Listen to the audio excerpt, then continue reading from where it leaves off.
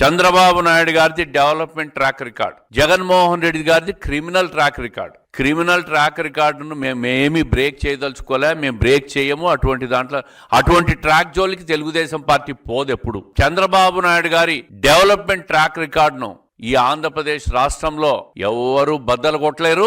అది ఎవరితో కాదు, జగన్మోహన్ రెడ్డి గారు దాని దరిదాపుల్లో కూడా లేరనే విషయం వైఎస్ఆర్ కాంగ్రెస్ పార్టీ తెలుసుకోవాలా. ప్రజలకు కూడా ఈరోజు చాలా సంతోషంగా ఉండారు. రాష్ట్రంలో ఒకవైపు సంక్షేమ కార్యక్రమాలు, దేశంలో ఎక్కడ అమలు చేయనటువంటి సంక్షేమ కార్యక్రమాలన్నీ కూడా ఆంధ్రప్రదేశ్ రాష్ట్రంలో అమలు అవుతాయి. రెండో వైపు పెట్టుబడుల వరద వస్తా ఉంది, లక్షల కోట్లు పెట్టుబడులు వస్తా ఉన్నాయి. పెద్ద పెద్ద దేశ విదేశీ దిగ్గజాలన్నీ ఆంధ్రప్రదేశ్ కు వస్తా ఉన్నాయి. ఒకవైపు విశాఖపట్నం, రెండో వైపు అమరావతి రాజధాని, మూడో వైపు రాయలసీమ ప్రాంతంలో తిరుపతి కావచ్చు, కొప్పర్తి కావచ్చు, అదే విధంగా ఓరోకల్లో ఎంఎస్ఎంఈ యూనిట్లు కావచ్చు. అన్ని ప్రాంతాలను సమగ్రాభివృద్ధితో చంద్రబాబు నాయుడు గారు, నారా లోకేష్ గారు చేస్తున్న కృషిని చూసి దయచేసి కుళ్ళు కుతంత్రాలు ప్రయోగించి ఉనికి కాపాడుకునే ప్రయత్నం చేయొద్దండి మీరు.